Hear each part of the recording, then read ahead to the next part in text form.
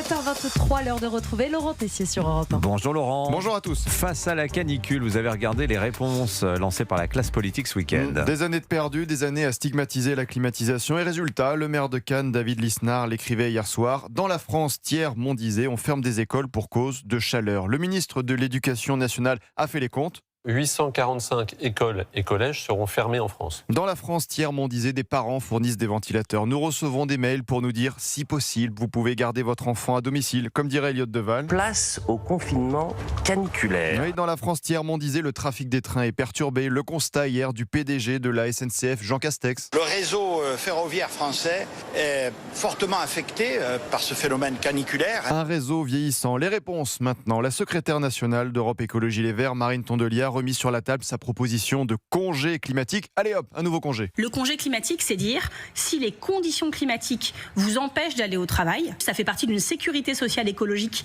5 jours par an. Et la question du week-end. Et vous êtes clim ou pas clim? Voilà que les écologistes s'y mettent enfin. Que disait Marine Tondelier hier sur LCI? On va pas dire aujourd'hui, non, la clim, on n'en met pas, ça coûte de l'énergie, donc on n'en met nulle part.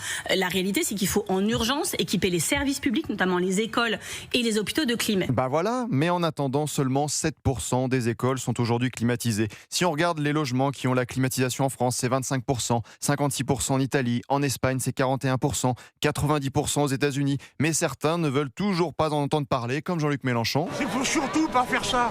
Climatiser partout, ça veut dire augmenter les dégâts. On sait faire des bâtiments qui résistent à la chaleur. Oui, on peut parler aussi de la rénovation des bâtiments. Le maire de Cannes, David Lisnard, parlait hier d'absurdistan. L'absurdistan, c'est quand pour une école de taille moyenne, 10 à 15 classes, la masse documentaire exigée, dont les notices thermiques, entre le lancement et la réception des travaux, dépasse 5 000 à 15 000 pages. La surchauffe bureaucratique. En 2023, Emmanuel Macron avait promis l'isolation thermique de 40 000 écoles en 10 ans. Ça prend du temps. Alors une seule réponse, hier soir à l'Élysée, en attendant, relancer l'État super nounou. On va tous être très vigilants.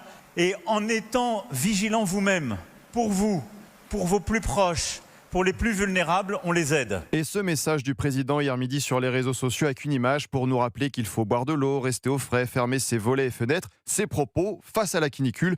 Veillons les uns sur les autres, soyons collectivement attentifs à nos aînés, à nos enfants et aux personnes isolées ou fragiles. Alors l'an dernier, le 1er juillet, en période de canicule, Emmanuel Macron avait publié la même image. Il demandait en plus d'être attentif à ses collègues. Cette année, non, pas les collègues, aucun mot. Donc désolé Dimitri Anissa, je ne vous appellerai pas ce soir. Merci, on vous remercie quand même Laurent Tessier. Allez, on fonce cet après-midi sur Europe 1, 16h-18h, Pascal Praud et vous. Place au jeu d'Europe 1.